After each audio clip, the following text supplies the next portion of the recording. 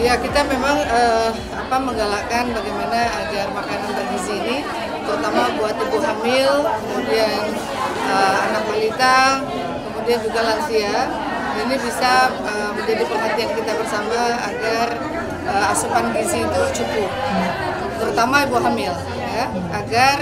tumbuh kembang bayi yang ada janin yang ada di perut itu jadi lebih baik dan tidak terkendala juga nantinya ketika dia besar dengan gizi buruk. Jadi asupan itu ketika diatur sejak masa hamil, insya Allah persoalan stunting yang selama ini kita hadapi juga akan mengurangi karena pola makan yang benar,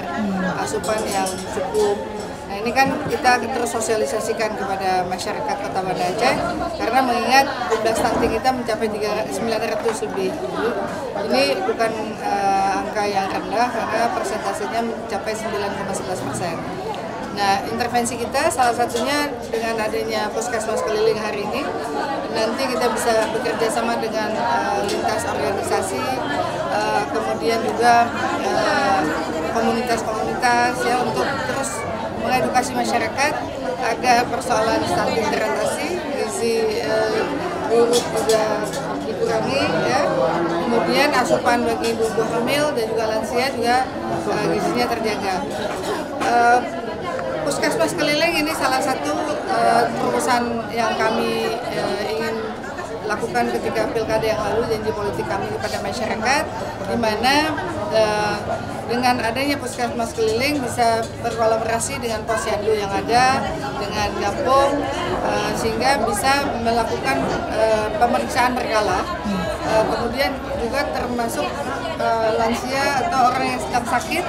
yang sudah menahun sifatnya, sehingga bisa visit oleh dokter, kemudian bisa konsultasi, mengedukasi, kemudian sosialisasi, itu sekaligus bisa dilakukan, bahkan